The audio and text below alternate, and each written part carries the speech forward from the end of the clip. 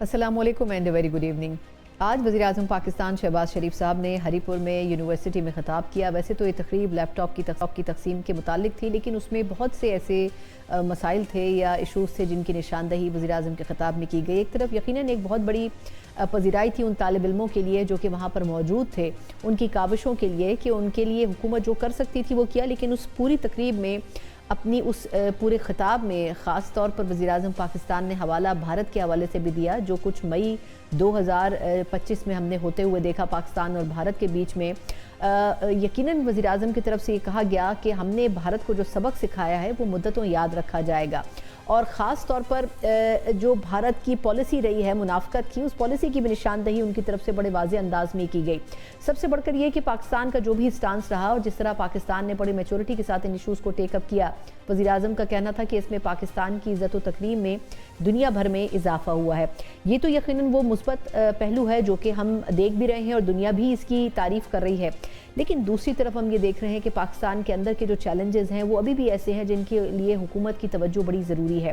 ख़ास तौर पर अगर देखा जाए तो पिछले कुछ हफ्तों में अपोजिशन एक ऐसा मसला या दर्द सर बन चुकी है जिसके लिए हुकूमत को यकीनन अब बहुत कुछ करने और सोचने की ज़रूरत जो है वो होती है। ख़ास तौर पर हमने देखा है कि अडियाला में मुलाकातों के नाम के ऊपर जो तमाशा पिछले कुछ दिनों से अडियाला के बाहर लगाया जा रहा है, हुकूमत ने एक से ज़ायद मरतबा उसको ख़त्म करने की कोशिश की, इंतज़ामिया की तरफ से भी की गई, लेकिन इवेंचुअली अब ऐसा लग रहा है कि शायद बातचीत के लिए बैकडोर चैनल के जो दरवाजे हैं वो खुल चुके हैं और बातचीत के लिए एक माहौल बनने जा रहा है। लेकिन किस हद तक पाकिस्तान तहरीक इंसाफ जो हमेशा से बड़ा स्टबर्न बिहेवियर रखती आई है, क्या वो बातचीत के लिए कायल हो सकेगी? और दूसरा भी कुछ वक्त पहले एक टीवी प्रोग्राम में बैरिस्टर अकील मलिक साहब फरमा रहे थे, जो कि हुकूमत की तरफ से नुमाइंदगी कर रहे थे, उनका ये कहना था कि एक रिटन एग्रीमेंट होना चाहिए जिसके ऊपर पाकिस्तान तहरीक इंसाफ और मुस्लिम लीग कन्विंस्ड हो, और फिर उसके बाद किसी तौर भी मुलाकातों की इजाज़त होगी, जो एक बड़ा मसला इस वक्त PTI का बन चुका है। और जिस मसले के नाम के ऊपर खान साहब के दोनों जो साहबजादे हैं वो अब लंदन से पाकिस्तान आना चाहते हैं उनसे मुलाकात के लिए, इसके ऊपर भी इसलिए बड़ी ज़रूरी है बात करनी कि अपोजिशन एक तरफ कॉन्फ्रेंस के नाम के ऊपर इकट्ठी हो रही है और दूसरी तरफ हम देख रहे हैं कि हुकूमत को बज़ाहिर इस कॉन्फ्रेंस से कोई ख़ास फ़र्क नहीं पड़ रहा है। क्या वाकई ऐसा है और हुकूमत की क्या अपनी अंडरस्टैंडिंग है इन तमाम चीज़ों के ऊपर से बात करने के लिए मेरे साथ मौजूद है मुस्लिम लीग नून के सीनियर हैं और वज़ीर मुमलिकत हैं बराए कानून और इंसाफ बैरिस्टर अकील मलिक साहब मेरे साथ इस वक्त वीडियो लिंक पर हैं। अकील साहब सर बहुत शुक्रिया आपके वक्त का। सर पहले तो ये फरमाइएगा कि आप ही ने एक जगह हवाला दिया है कि बयान हल्फी की ज़रूरत है।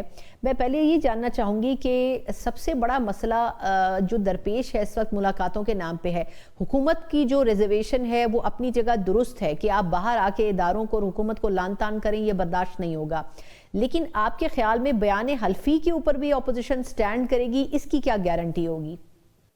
बिस्मिल्लाहिर्रहमानिर्रहीम। बहुत बहुत शुक्रिया सना साहब। बात यह है कि एटलीस्ट उनकी तरफ से एक इन राइटिंग जो चीज़ है वाज़े तौर पे बिलखसूस अगर आप बात करें बयान हल्फी के हवाले से, क्योंकि सुपरिटेंडेंट जेल जो मुलाकातों को ऑल्टर करता है या उनका शेड्यूल चेंज करता है या वो कैंसिल करता है, एक तो वहाँ पे लॉ एंड ऑर्डर की सिचुएशन वो क्रिएट करते हैं और वहाँ पे एक सिक्योरिटी का बड़ा एक वैलिड कंसर्न है, हुकूमत का भी कंसर्न है और जेल एडमिनिस्ट्रेटर्स जो हैं या एडमिनिस्ट्रेशन जो है उसका भी एक वैलिड कंसर्न है।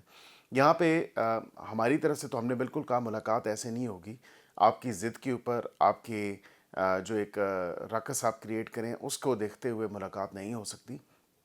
मुलाकात के लिए आपको बिल्कुल जो आपने अंडरटेकिंग दी है इस्लामाबाद हाई कोर्ट में कि आप किसी किस्म की मीडिया गुफ्तगू नहीं करेंगे अडियाला के हाते में या उसके इर्द गिर्द जो एरिया है उस उधर, और आप पीसफुली आएंगे मुलाकात करके, जो फैमिली का दिन है उस दिन फैमिली मुलाकात करें, अगले दिन वकला मुलाकात करें जो भी उनका दिन है, और उसके बाद जो है ये पीसफुली तमाम तर मामला हो जाना चाहिए। वहाँ पे इशू क्या आता है? वहाँ पे इशू एक लॉ एंड ऑर्डर की लाइव सिचुएशन बनाई जाती है amidst all of the security concerns, जो हमारे पास वाक़तन रिपोर्ट्स भी मौजूद हैं, और वाज़े तौर पे ये चीज़ सामने नज़र आती है कि एक अजीरन बनाई हुई है वहाँ पे, जो लोकल रिहायशी हैं, लोकल लोग हैं, ना वो अपने कारोबार कर सकते हैं, ना उनकी जो है आमदोरफ्त हो सकती है, और वहाँ पे जाके सिर्फ़ और सिर्फ अपने सियासी मकासद को हासिल करने के लिए, सियासी बयानबाजी के लिए या एक नैरेटिव बिल्डिंग के लिए ये तमाम तर चीज़ें और ओछे हथकंडे जो है आजमाए जाते हैं। अब मैंने तो ये कहा कि मुलाकात हो सकती है प्रोवाइडेड कि वो एक एफिडेविट दें जेल सुपरिटेंडेंट को, और जेल में भी और अदालत में भी वो एफिडेविट जमा कराएं कि वहाँ पे कोई सियासी गुफ्तगू नहीं होगी जिसकी ममानियत है कानून और आइन के मुताबिक। और मुलाकात बिल्कुल करें, अपनी फैमिली के मामलात को डिस्कस करनी है, सेहत के हवाले से चीज़ें डिस्कस करनी हैं, वैसे कोई बात करनी है, माँ सिवाय पॉलिटिकल नैरेटिव बिल्डिंग के और सियासी गुफ्तगू के, तो फिर बिल्कुल मुलाकात हो सकती है। लेकिन ये अदालत में भी दें और जेल सुपरिटेंडेंट को भी दें स्टाम्प पेपर और एफिडेविट दिया जाए उस हवाले से, और बिल्कुल एफिडेविट दे के ये रीअश्योर करवाया जाए अथॉरिटीज़ को भी और अदालत को भी कि आप किसी किस्म की मावराए आइन या कानून या in violation of those rules and regulations किसी किस्म की मुलाकात नहीं करेंगे। अच्छा अकील साहब, सर वैसे तो आपने बड़ा तफसीली जवाब दिया है, लेकिन एक और अहम चीज़ जो कि आज के दिन खबरों की जीनत रही वो ये थी कि उनके दोनों साहबजादों ने एक इंटरव्यू दिया है स्काई न्यूज़ पे, और उन्होंने कहा है कि उनके वालिद के हवाले से उनको बड़ी फ़िक्र लाहक है। और हुकूमत पाकिस्तान ने पहले भी ख्वाजा आसिफ साहब का एक स्टेटमेंट था कि अगर उनके बेटे मिलना चाहें तो आ सकते हैं, और इसी बुनियाद पर वो पाकिस्तान आना चाहते हैं। अगर सर वो पाकिस्तान आते हैं तो क्या गवर्नमेंट उनको मिलने की इजाज़त देगी, क्योंकि उनकी बहनों को तो मिलने की इजाज़त नहीं मिल पा रही है? देखिए, बिल्कुल हमने पहले भी ये कहा कि अगर उनके बेटे पाकिस्तान आना चाहते हैं उनसे मुलाकात करने के लिए, तो बिल्कुल जो वज़ीर मुमलिकत बराए दाखिला हैं उन्होंने तो कहा कि अगर वाक़तन आपने वीज़ाज़ के लिए अप्लाई किया है या नाइकॉब के लिए अप्लाई किया है तो एक ट्रैकिंग आईडी होता है जो कि फ़िल वक़्त तक फ़राहम नहीं किया, और इस बात को भी कई माह हो चुके हैं। और कल ही इंटरव्यू में उन्होंने जो बात की कि हमने वीज़ाज़ के लिए अप्लाई किया है, अगर वीज़ा के लिए अप्लाई किया है तो वो बिल्कुल ट्रैकिंग आईडी दें। हम बिल्कुल वीज़े का इजरा जो है वो जो यकीनी है उसको बिल्कुल बनाएंगे और फैसिलिटेट करेंगे इफ़ एनीथिंग, और बिल्कुल वो आएँ। वो क्योंकि बहनों की तो मुलाकात का जो तमाम तर मामला है, बहनें तो पॉलिटिकल नैरेटिव बिल्डिंग करती हैं, और वहाँ पे स्याह सबाक से हट के वहाँ पे बजाय इसके कि फ़ैमिली की मामलात पे बात हो या फैमिली की मुलाकात हो, वो एज़ पॉलिटिकल एक्टिविस्ट जाती हैं और बिल्कुल जाके वहाँ पे सियासी गुफ्तगू करती हैं जिसकी ममानियत है। सियासी गुफ्तगू के साथ साथ अपने से भी या अपने तय भी काफ़ी चीज़ें जोड़ तोड़ के पेश करती हैं, और फिर तमाम तर ये मामला इसी तरह आपके सामने है। फिर ट्वीट्स होती हैं उनके अकाउंट से, फिर जिस तरह के अलकाबात का, जिस तरह की ज़बान का इस्तेमाल होता है वो भी आपके सामने है। तो बिल्कुल बेटे आके मिलना चाहें तो बिल्कुल मिल सकते हैं। बेटों की ये आपके लिए मैं ज़रूर अर्ज़ कर देता हूँ आपके नाज़रीन के लिए, बेटों की व्हाट्सएप कॉल्स भी अदालत के ऑर्डर के मुताबिक करवाई गई थी, और उसके बाद जब 2-4 दफ़ा फ़ोन किया गया तो ये मालूम हुआ कि बेटे जो हैं वो अवेलेबल नहीं है, दस्तयाब नहीं हैं व्हाट्सएप कॉल के लिए। तो बेटे अगर ख़ुद ही बाप से बात ना करना चाहें तो ये भी एक बात है, लेकिन इंटरव्यू देने के लिए तो वो चलें जो भी एक मौक़िफ़ रखें। लेकिन हकीकत असल में ये है कि जो 2-4 मरतबा उनको ट्राई भी किया गया व्हाट्सएप कॉल के हवाले से, तो वो दस्तयाब नहीं थे। तो यही बातें जो हैं वो सामने आई हैं जो जेल की इंतज़ामिया से पता चली हैं। और उसके साथ साथ मैं आपको ये भी बताता चलूँ कि बेटे अगर आएंगे तो बिल्कुल बेटों की मुलाकात करा दी जाएगी और वो उनसे मिल भी लें। इसमें तो कोई ऐसी बात नहीं है, कोई ऐसा अभाव नहीं है, क्योंकि बेटों का फ़िल वक़्त तो जो देखा है वो सियासत का जो है कोई लेना देना उस हवाले से नहीं है, या सियासी मामलात के हवाले से उनका लेना देना नहीं है। गो के उन्होंने कहा है कि वो बाकायदा तौर पे सियासत का आगाज़ भी कर सकते हैं। बरकैफ़ मुलाकात के अंदर सियासी गुफ्तगू और बातचीत ना हो तो हमें क्या इशू है? हमने तो सिर्फ़ और सिर्फ़ आइन और कानून के लेकिन अकील पाबंद साहब, होना सर है। और आपने तो बड़ी हैरानकुन बात कही है कि जेल इंतज़ामिया ने व्हाट्सएप के ऊपर उनको अप्रोच करने की कोशिश की और वो अवेलेबल नहीं थी, और एक से ज़ायद मरतबा की है। मतलब उनके बेटों के हवाले से बयानात तो कब से आ रहे हैं कि वो मिलने के लिए बड़े बेताब हैं, लेकिन आप तो बिल्कुल मुख्तलिफ तस्वीर बयान कर रहे हैं। तो जो सारा बयानिया उस इंटरव्यू में बनाया गया है वो तो फिर अक्सर गिर जाता है। आप दुरुस्त कह रही हैं, वो बयानिया सिर्फ बयानिया बनाने की हद तक है, और बिल्कुल इसी हवाले से जो बात की जाती है, देखिए ना, अब इतना टाइम हो गया, क्या इन 2-2.5 सालों में बेटों ने कभी एक दफ़ा भी कोशिश की? ये भी वालिद ही की शायद ख्वाहिश थी कि बेटों से मेरी बात हो जाए, और वो फिर अदालत का ऑर्डर है, और अदालत के ऑर्डर के मुताबिक जो कि ये फैसिलिटी किसी आम प्रिजन को जो है वो मौजूद नहीं है। अदालत का ऑर्डर था, अदालत ने कहा व्हाट्सएप के थ्रू उनकी बात कराएं, और बिल्कुल व्हाट्सएप के थ्रू बात करवाई गई। और ये बिल्कुल मैं एक बड़ी ज़िम्मेदार बात जो है वो आपको बता रहा हूँ कि बच्चों की बात हुई है। उसके बाद फिर 2-4 मरतबा जब कोशिश की बच्चों से रब्ता करने की, व्हाट्सएप के ऊपर, तो वो दस्तयाब नहीं थे। अच्छा, ये बताएगा कि एक तो एक अंडरस्टैंडिंग ये हो रही है कि कहा जा रहा है कि जी बातचीत के लिए कुछ कोशिशें हो रही हैं और उसमें अडयाला से ज़्यादा कोट लखपत को अप्रोच किया जा रहा है। इसमें किस हद तक सदाकत है, क्योंकि एक बड़ा नंबर लीडरशिप का पीटीआई की कोट लखपत में मौजूद है और वहाँ पर भी बड़ी सेन वॉइसेस हैं जो कि पहले ही ये कह चुकी हैं कि बातचीत का रास्ते के अलावा और कोई ऑप्शन नहीं है। तो क्या ऐसी कोई चीज़ भी ज़ेर गौर है? देखिए, बिल्कुल उनकी तरफ से जो बल्कि सिटिंग पार्लियामेंटेरियंस हैं, आप तो कोट लखपत की बात कर रही हैं, मैं तो सिटिंग पार्लियामेंटेरियंस का भी कहता रहा हूँ, वो भी यही कहते हैं कि बातचीत होनी चाहिए, डायलॉग होना चाहिए। और जो लीडरशिप इनकी मौजूद है कोट लखपत में, बिल्कुल उनके भी इसी तरह के तासुरात हैं और वो भी यही चाहते हैं कि डायलॉग ही एक वाहिद रास्ता है जो आगे इस तमाम तर मामले को बढ़ा सकता है, और बिल्कुल डायलॉग के थ्रू ही तमाम तर मसाइल जो हैं वो हल हो सकते हैं। और ये बिल्कुल एक तासुर पाया जाता है, चाहे वो शाह महमूद कुरैशी साहब हों या दीगर लोग हों। ये लोग तो देखें ना, जमहूरी तकाज़ों पे यकीन रखते हैं, बिलीव करते हैं, और बिल्कुल वो चाहते हैं कि रास्ता निकले, और बिल्कुल चाहते हैं कि बातचीत का दरवाज़ा या बातचीत का जो बाब है वो खुलना चाहिए। लेकिन अब ये है कि उनकी पार्टी पे जो शख्स एक कह लें फ़ाइनल उसकी बात होती है वो 804 है, और 804 जो है वो किसी किस्म के ना जमहूरी रवैयों के या तकाज़ों के जो है उनको मलूज़ ख़ातिर रखना चाहता है, या बातचीत भी नहीं करना चाहता जमहूरी तर्ज के हवाले से। तो वो बातचीत अगर करना चाहता है तो वो कहता है गैर जमहूरी ताकतें मेरे से बातचीत करें और मुझे इक़्तिदार में वापस लेके आएँ। तो ऐसा तो नहीं हो सकता। अब बिल्कुल देखना होगा कि उनकी पार्टी के लोग उनके साथ किस हद तक आगे बढ़ के जाते हैं इस तमाम तर पहराए में, और फिर क्या वाक़तन वो अपनी सियासतों को, जो कि वो ऑलरेडी अपनी सियासतों को दाव पे लगा चुके हैं, किस हद तक और जो है अपनी सियासत को दाव पे लगाने के लिए तैयार हैं इमरान खान साहब की। अच्छा, ये जो इनकी जेल तब्दील करने की बात हो रही है, जिसका आपने भी खुद भी हवाला दिया, क्या वाकई ऐसे कोई ऑप्शन के ऊपर भी गौर हो रहा है? क्योंकि जितने दिनों से वहाँ पर एहतजाज हो रहा है उससे वहाँ आम आने वाले लोगों को भी बड़ा मुश्किलात का सामना करना पड़ा है। तो इस चीज़ के ऊपर भी क्या गौर किया जा रहा है कि उनकी जेल ही तब्दील कर दी जाए? देखिए, एक रियल कंसर्न और एक अलर्ट ज़रूर था इस हवाले से जो उनकी बहन की स्टेटमेंट आई नौरीन साहिबा की, और उन्होंने भारतीय मीडिया चैनल पे बात करते हुए कहा कि अडयाला के दरवाज़े तोड़ना जो है वो इतना मुश्किल काम नहीं है, या अडयाला की दीवारें जो हैं वो इतनी ऊंची नहीं है। वो बिल्कुल क्लिप आप चला सकती हैं, आपके सामने मौजूद भी होगा। यही वर्बेटिम उन्होंने कोट ऑन कोट बात की थी। तो मैं ये समझता हूँ कि बिल्कुल एक अलर्ट हुकूमत हुई थी इस तमाम तर मामले के ऊपर, और फिर हमारी कोशिश थी कि हम बिल्कुल जो सेफ्टी और सिक्योरिटी मेजर्स हैं वो लें। फ़िलवक़्त तो उनको कहीं शिफ्ट करने का जो है कोई ऐसा इरादा या कोई ऐसी बात नहीं चल रही या ज़ेर गौर नहीं है।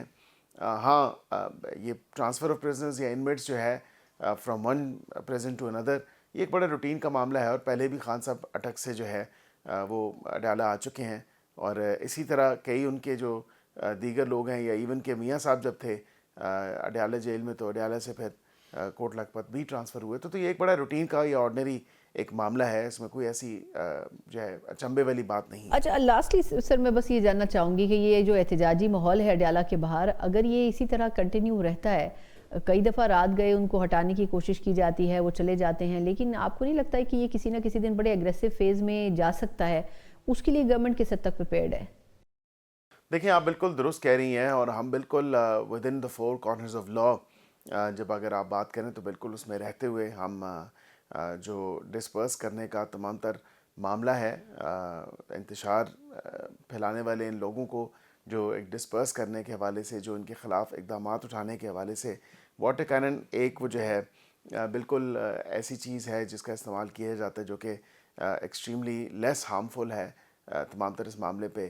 तो बिल्कुल उसका इस्तेमाल करके या पुलिस नफरी का इस्तेमाल करके हम कोशिश होती है कि जब ये धरना दे रहे हों जिसकी ममानियत है, इजाज़त नहीं है, और ये वहाँ पे बैठ के जो है एक लॉ एंड ऑर्डर की सिचुएशन बनाएं, सिक्योरिटी सिचुएशन बनाएं, तो फिर इनको डिस्पर्स करने के हवाले से जो इक़दामात हैं, हुकूमत बिल्कुल वो इक़दामात उठा रही है, उनके लिए बाकायदा तौर पे तैयार भी है।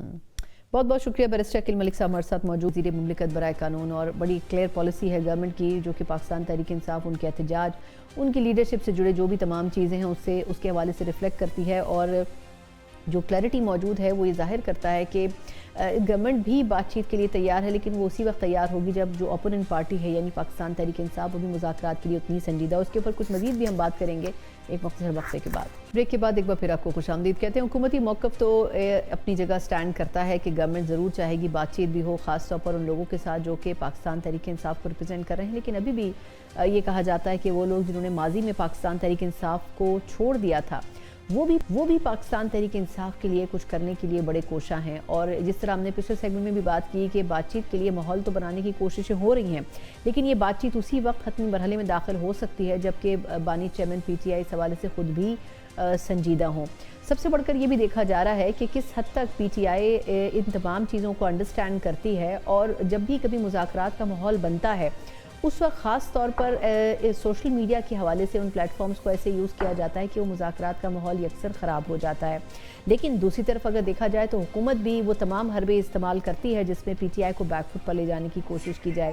پچھلے چند دنوں کے دوران احتجاجوں میں جو کچھ ہوتا رہا اس کے بعد یقیناً ایکسپیکٹیشن یہ تھی کہ اڈیالہ کے باہر لوگ جمع نہیں ہوں گے، لیکن ہم ہر مرتبہ دیکھتے ہیں کہ لوگ آتے ہیں، اور شاید یہی وجہ ہے کہ حکومت کی طرف سے اب یہ سٹیٹمنٹس نہیں آ رہے ہیں کہ ملاقات نہیں ہو سکتی، بلکہ سٹیٹمنٹس یہ آ رہے ہیں کہ ملاقات ہو سکتی ہے لیکن اس کے ساتھ سو اینڈ سو شرائط ہیں.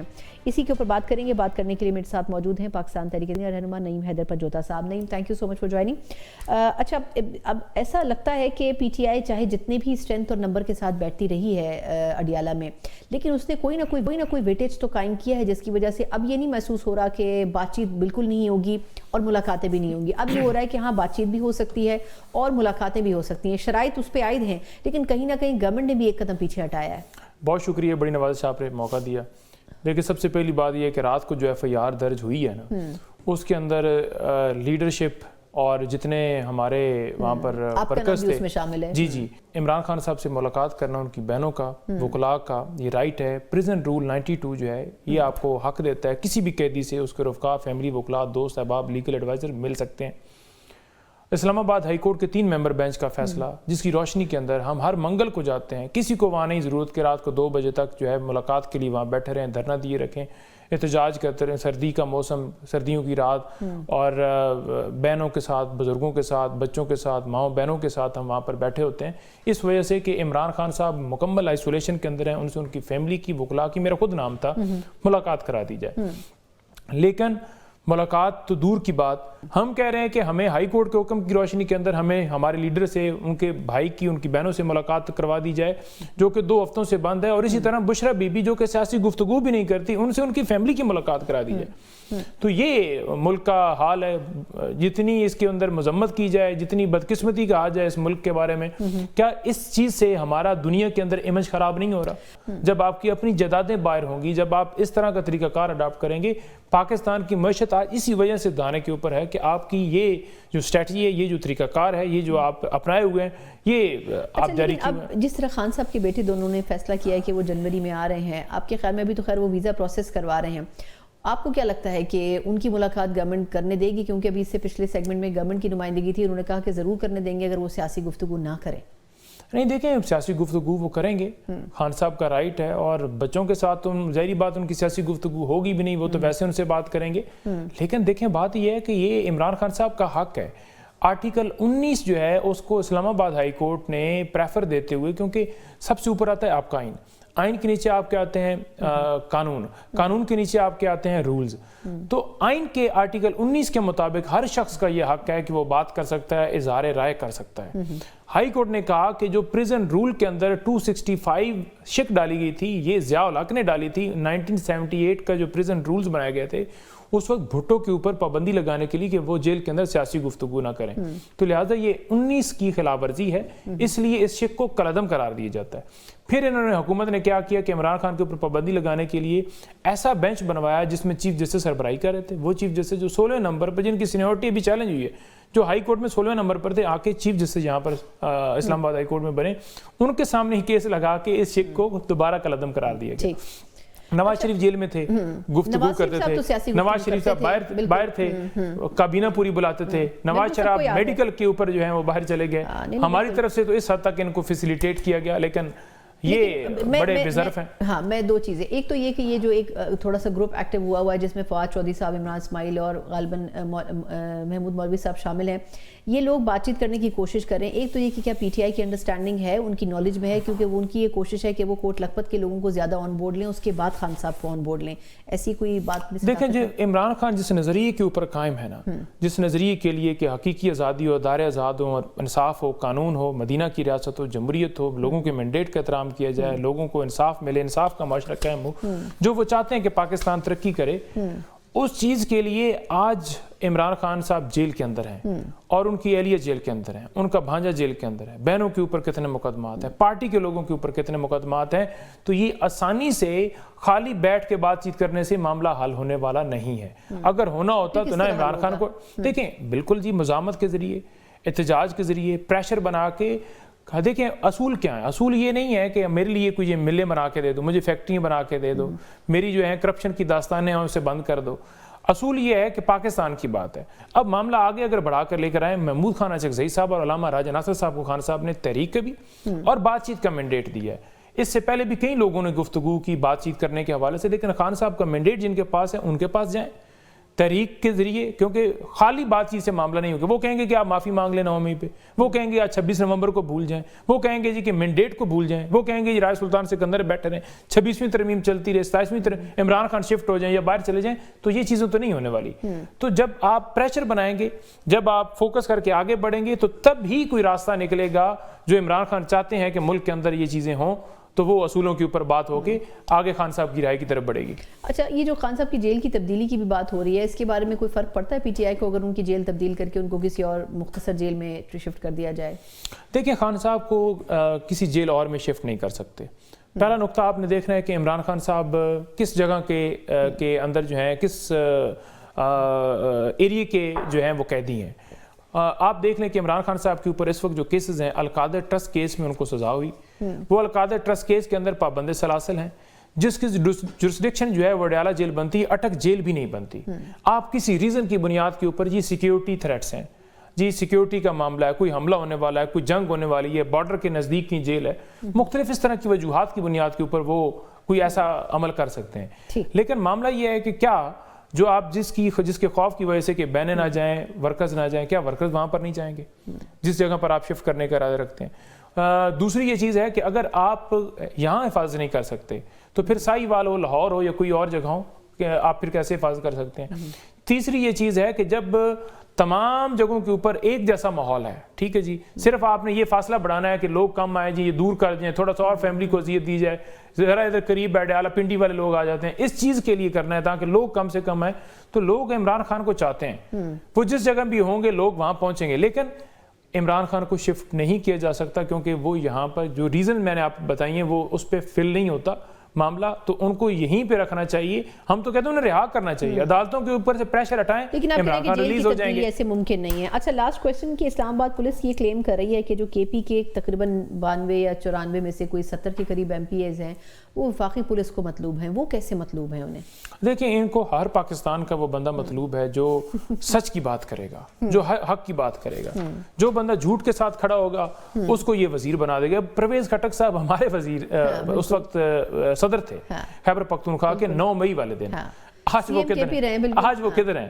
آج وہ کابینہ کا حصہ ہیں کیونکہ وہ حق کی بات نہیں کرتے. تو جو حق کی بات کرے گا وہ انہیں مطلوب رہے گا. تو حق کی بات کرنے والے جو ہے نا وہ لوگ ختم نہیں ہونے والے, کیونکہ وہ عقیدے کے ساتھ چل رہے ہوتے, ایمان کے, وہ بریانیوں کے لالچ میں نہیں پھر رہے ہوتے.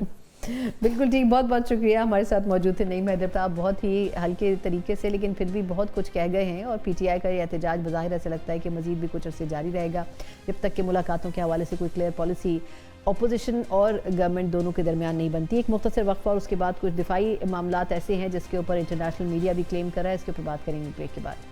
بریک کے بعد ایک بار پھر آپ کو خوش آمدید کہتے ہیں. سیاسی سٹوریز سے ہٹ کر ایک بڑا امپورٹنٹ آرٹیکل ہے جو کہ بین الاقوامی جریدے میں شائع ہوا, اور یہ امریکی جریدہ ہے دی نیشنل انٹرسٹ, جس میں کچھ امپورٹنٹ چیزوں کی طرف اشارہ کیا گیا ہے. جہاں ایک طرف ریجن میں دہشت گردی کے حوالے سے بات کی گئی ہے, وہیں طالبان اور خاص طور پر داعش کے یا القاعدہ کے جو خطرات ہیں ان کی بھی نشاندہی کی گئی ہے.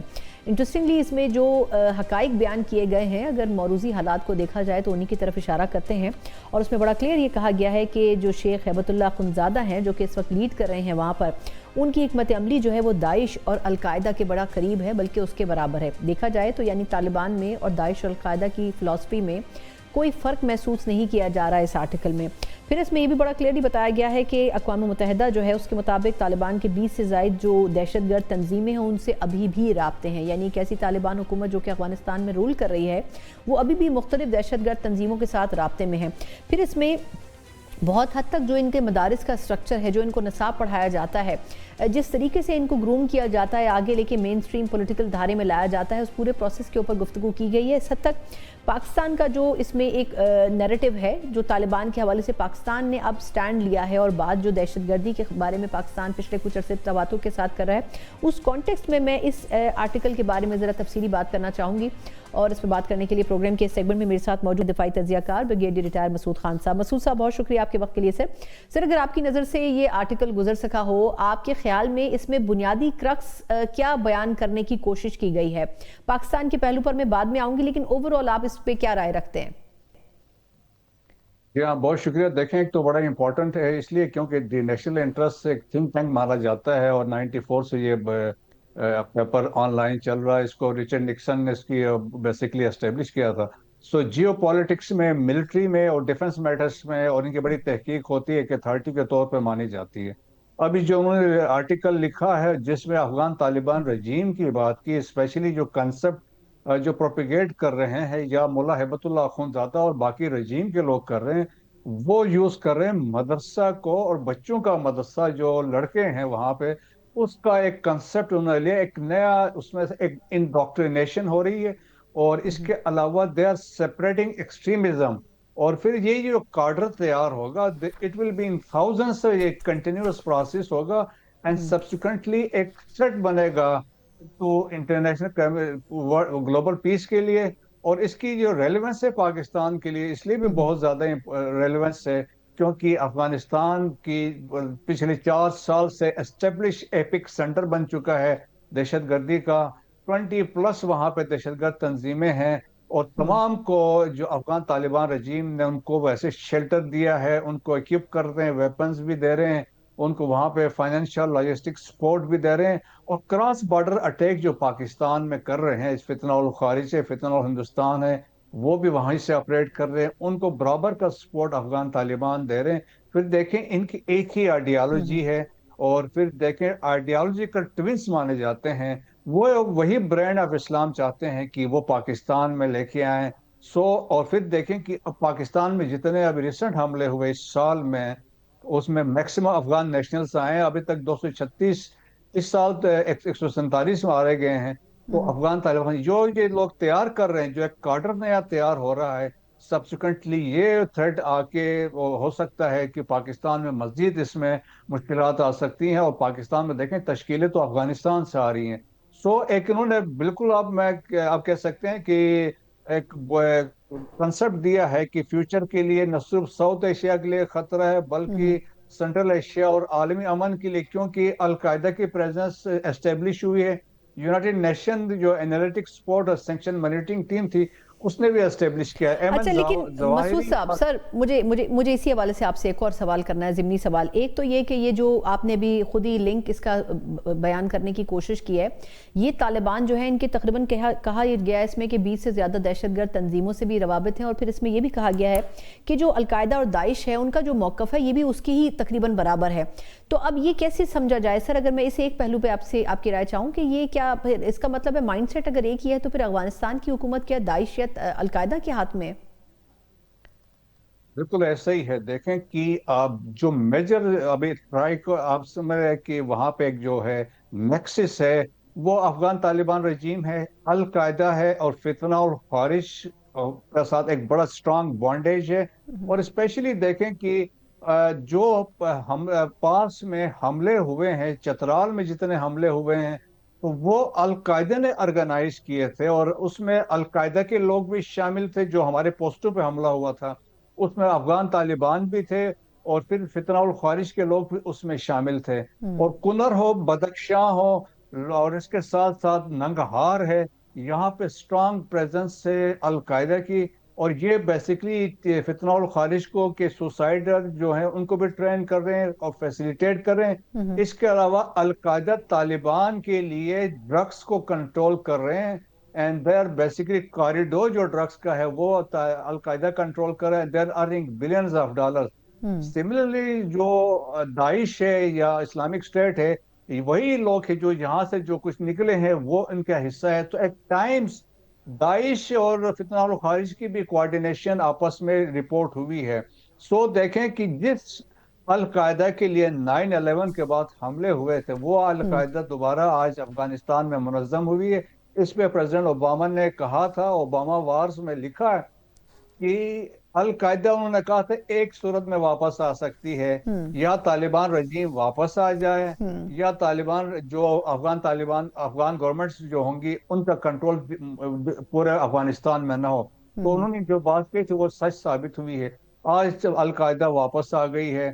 اس کے علاوہ داعش بھی وہاں پہ منظم طریقے سے موجود ہے. اور اس کے علاوہ ایسٹرن ترکستان اسلامک موومنٹ ہے وہ وہاں جو چائنا کو تھریٹ کر رہے ہیں. اسلامک موومنٹ آف ازبکستان بھی ہے اور تحریک طالبان تاجکستان بھی ہے. اور اس کے بعد جیش عدل بھی ہے جو ایران کو تھریٹ کر رہے ہیں. اور پاکستان اسپیسیفک تو دیکھیں فتنہ الخارج بھی ہے, فتنہ الہندوستان بھی.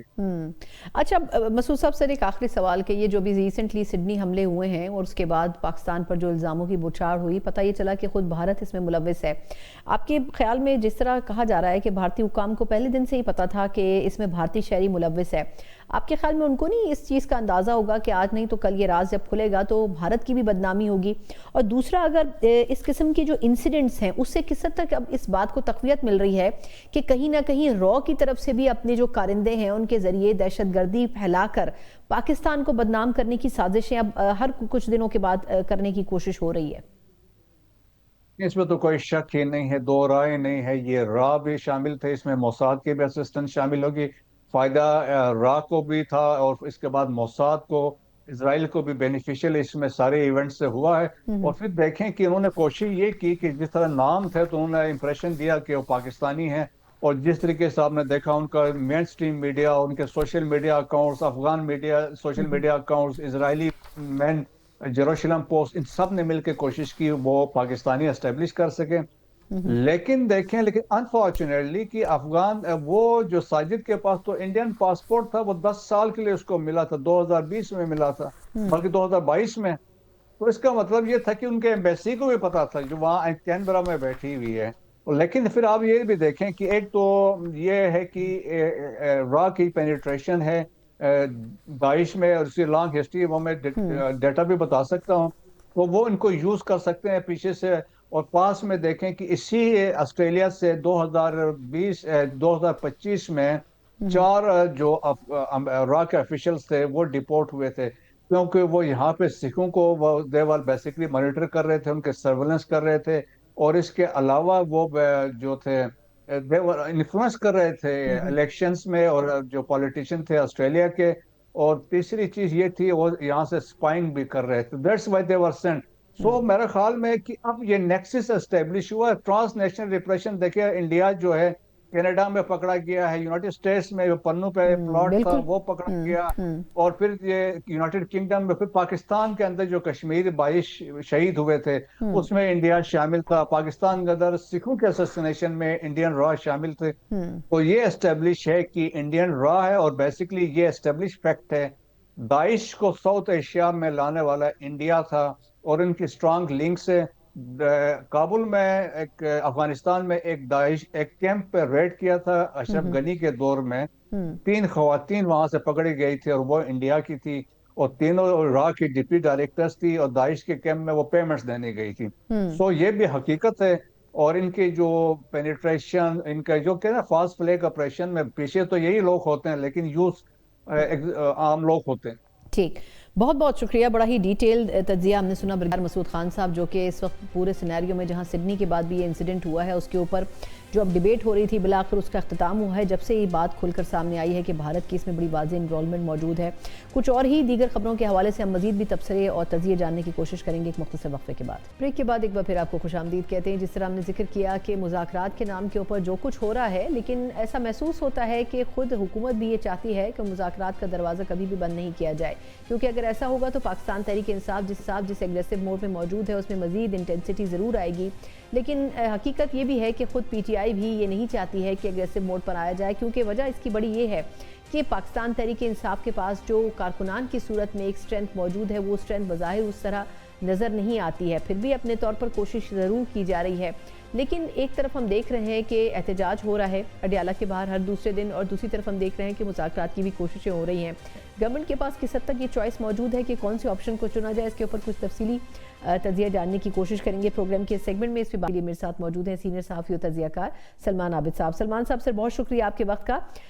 سر یہ فرمائیے گا کہ ایک طرف ہم دیکھ رہے ہیں، آپ خود بھی لاہور میں اس کو انڈرسٹینڈ کریں گے کہ ایک طرف اڈیالہ میں بات چیت کی کوئی آپشن موجود نہیں ہے، دوسری طرف ایک مخصوص گروپ ہے پی ٹی آئی کے ایکس ایم این ایز وغیرہ کا جو کہ کوٹ لکھپت میں بات چیت کرنے کی کوشش کر رہا ہے۔ آپ کو لگتا ہے اس بات چیت کا کوئی نتیجہ نکل سکے گا؟ دیکھیں ثنا، بات یہ ہے کہ یہ جو لوگ پی ٹی آئی چھوڑ گئے ہیں، عمران اسماعیل، فواد چودھری اور محمود خان لوگ جو ہیں، اصل میں یہ لوگ بھی کوششیں کر رہے ہیں اور ساتھ ساتھ پی ٹی آئی کے اپنے اندر جو ہے بیرسٹر گوہر گروپ جو ہے وہ بھی کوششیں کر رہا ہے۔ علی پور کوشش کرتے رہے ہیں کہ کسی طریقے سے عمران خان کو اس بات پہ راضی کیا جا سکے کہ اسٹیبلشمنٹ سے کچھ لو اور کچھ دو کی بنیاد پہ مفاہمت ہو، لیکن وہ مفاہمت کامیاب نہیں ہو پا رہی۔ اس کی ایک بڑی بنیادی وجہ یہ ہے کہ عمران خان کا جو موقف ہے وہ بڑا سخت گیر ہے، حکومت کا موقف بڑا سخت گیر ہے، تو کوئی اپنی جگہ پر لچک دکھانے کے لیے تیار نہیں ہے۔ عمران خان جو ہے وہ مفاہمت ضرور چاہتے ہیں، لیکن وہ چاہتے ہیں کہ مفاہمت کے نام پر ڈکٹیشن ان کے پاس نہ آئے، یعنی ان کو ڈکٹیٹ نہ کیا جائے۔ اسی طرح سے وفاقی حکومت کو تو دیکھیں سوٹ کرتا ہے کہ پی ٹی آئی اور اسٹیبلشمنٹ کے درمیان جتنا تناؤ ہوگا، جتنا بگاڑ پیدا ہوگا، جتنا ٹکراؤ پیدا ہوگا، اس کی اصل بینیفیشری تو وفاقی حکومت ہے، اور وفاقی حکومت اسٹیبلشمنٹ کے ساتھ اس وقت ایک انجوائے کر رہی ہے اپنے اقتدار کے حوالے سے۔ تو مجھے لگتا ہے کہ حکومت میں بھی مذاکرات کے حوالے سے، مفاہمت کے حوالے سے کوئی سنجیدگی نہیں ہے، اور نہ ہی پی ٹی آئی کے اندر جو باغی گروپ ہے، یعنی جو مزاحمتی گروپ ہے، وہ چاہتا ہے کہ ہم کو ایسی مفاہمت کریں جسے عمران خان صاحب سمجھتے ہیں کہ ان کا بیانیہ کمزور ہو جائے گا، تو وہ بھی اس کے لیے تیار نہیں ہے۔ اچھا، اب فواد چودھری صاحب یا عمران اسماعیل صاحب، یہ جو لوگ کوششیں کر رہے ہیں، ان کو ایک بات ذہن میں رکھنی ہوگی کہ اصل طاقت آج بھی پی ٹی آئی کے اندر بانی پی ٹی آئی ہے۔ اگر آپ بانی پی ٹی آئی کی شرائط پر کوئی بات چیت کو آگے بڑھاتے ہیں اور ان کی بات مانی جاتی ہے، تو تب تو یہ مفاہمت کا راستہ آگے بڑھ سکتا ہے۔ اچھا، پھر یہ کہا جاتا ہے کہ جی حکومت کے ساتھ مفاہمت کی بات کی جائے، حکومت کے ساتھ مذاکرات کیے جائیں۔ وہاں میرا سوال یہ ہے کہ حکومت کے پاس کتنے اختیارات ہیں ان مذاکرات کرنے کے حوالے سے؟ وہ تو عدالتوں میں جو کیسز لگنے ہیں، سالوں سال پینڈنگ پڑے ہوئے ہیں، ان تک بھی وہ کوئی چیز نہیں کر پاتے، لوگوں کی ملاقاتیں کروانے کی پوزیشن میں نہیں ہے۔ تو اس لیے مجھے لگتا ہے کہ بڑی گڈ مڈ اور کھچڑی پکی ہوئی ہے پی ٹی آئی کے اپنے اندر بھی، اور جو پی ٹی آئی کے حامی ہیں، جو اس وقت پارٹی سے ذرا باہر نظر آتے ہیں لیکن پارٹی کے ساتھ کھڑے بھی رہنا چاہتے ہیں، ان کے اندر بھی، اور خود وفاقی حکومت کے اندر بھی جو ہے ہمیں تقسیم نظر آتی ہے، کیونکہ جس قسم کی لینگویج جو ہے عطا تالڑ صاحب استعمال کرتے ہیں، خواجہ آصف صاحب استعمال کرتے ہیں، رانا تنویر صاحب استعمال کرتے ہیں، ایک ماحول نہیں بن پا رہا مفاہمت کے حوالے سے، جو سازگار ماحول بننا چاہیے تھا، چاہے وہ پی ٹی آئی کے اندر سے نہیں بن رہا اور چاہے وہ وفاقی حکومت کی طرف سے نہیں بن رہا۔ اس لیے مسائل دونوں طرف ہیں۔ عمران خان کے سخت بیانات جو ہیں وہ بھی مفاہمت کی راہ میں رکاوٹ ہو جاتے ہیں، اور پھر اس کے رد عمل میں جو حکومت بیانات جاری کرتی ہے اور جس طرح سے ان کی بہنوں کے ساتھ سلوک ہو رہا ہے، جس طرح سے ملاقات کے بارے میں ایک بڑا طوفان کھڑا کر دیا جاتا ہے، اس سے لگتا ہے کہ مفاہمت اس وقت ایجنڈے کا حصہ نہیں ہے۔ البتہ یہ کہتے رہنا ہے کہ ہم تو مفاہمت کے حامی ہیں، ہم مفاہمت کرنا چاہتے ہیں، لیکن بانی پی ٹی آئی مفاہمت نہیں چاہتے، اور فواد چودھری وغیرہ جو کوششیں کر رہے ہیں وہ بڑی قابل قدر ہیں، لیکن مسئلہ یہ ہے کہ یہ لچک دکھانی پڑے گی حکومت کو بھی اور خود بانی پی ٹی آئی کو بھی، اگر کوئی مفاہمت کی بات آگے بڑھے گی۔ اچھا، لیکن سلمان صاحب سر مجھے ایک سوال کی اجازت دیں۔ یہ تو بات درست ہے کہ بات دونوں طرف سے شروع ہو تبھی کوئی نتیجے پر پہنچے گی، لیکن آپ کے خیال میں یہ جو باہر بیٹھا ہوا گروپ ہے جو کہ پی ٹی آئی میں بھی نہیں ہے، حکومت میں بھی نہیں ہے، بات تو سینسیبل کر رہا ہے، لیکن اب آپ کے خیال میں جن لوگوں سے کوٹ لکھپت میں بات ہو رہی ہے وہ تو پہلے ہی کہہ چکے ہیں کہ بات چیت ہی الٹیمیٹ آپشن ہے، لیکن اب بانی چیئرمین اگر اس کو نہیں مانیں گے تو پھر اس پوری ایکسرسائز کا فائدہ کیا ہوگا؟ اور دوسرا یہ جو خان صاحب کے بیٹے پاکستان آ رہے ہیں، اس سے آپ کے خیال میں کتنا فرق پڑے گا؟ پہلی بات یہ کہ جو لوگ جیل کے اندر ہیں، چاہے وہ شاہ محمود قریشی ہیں، محمود رشید ہیں، یاسمین راشد ہیں، عمر چیمہ ہیں، اعجاز چودھری ہیں، ان لوگوں کو اچھی طرح پتا ہے کہ ان کی حیثیت جو ہے، ان کی پاپولیرٹی عمران خان کی وجہ سے ہے، اس لیے وہ کیوں ایک ایسے پس پردہ ڈیل کرنے کی کوشش کریں گے جس میں -1 فارمولہ آ جائے، جس میں عمران خان پیچھے چلے جائیں، جس میں وہ سمجھوتی کی سیاست کا شکار ہو جائیں. اس وجہ سے شاہ محمود قریشی جیسا بندہ جس نے ساری زندگی جو ہے مفاہمت کے ساتھ سیاست کی ہے، وہ بھی کھڑا ہوا ہے اس وقت پی ٹی آئی کے ساتھ اور بانی پی ٹی آئی کے ساتھ. اس لیے اگر یہ ڈکٹیشن کی بیسس کے اوپر مفاہمت چلے گی کہ جی بانی پی ٹی آئی کو یہ چیزیں وڈرا کرنی ہے، تو پھر مجھے لگتا ہے کہ جیل میں بیٹھے ہوئے لوگ بھی جو ہے وہ بات چیت نہیں کر سکیں گے، کیونکہ انہوں نے یہ ضرور کہا ہے کہ مفاہمت ہونی چاہیے، لیکن مفاہمت کے لیے جو فریم ورک ہے وہ کون طے کرے گا، کیسے طے ہوگا، اس کا ابھی تک تو فریم ورک ہمارے سامنے نہیں آیا. اچھا، جہاں تک بانی پی ٹی آئی کے بیٹوں کے آنے کا تعلق ہے، اس میں بھی ابہام ہے. مجھے نہیں لگتا کہ موجودہ صورتحال میں ان کے بیٹے پاکستان آئیں گے، کیونکہ ان کی اپنی زندگیوں کو بھی تھریٹ ہوں گے اور ان کے لیے بھی مسائل پیدا ہوں گے. جو ان کی بہنوں کو نہیں ملنے دے رہے بانی پی ٹی آئی کی جو بہنیں ہیں، وہ بیچاری جیل کے باہر کھڑی رہتی ہیں، تو ان کے بیٹوں کو کیسے ملنے کی اجازت دی جائے گی؟ تو ایسے میں تو مجھے مفاہمت کی سیاست کے امکانات بہت کم نظر آتے ہیں.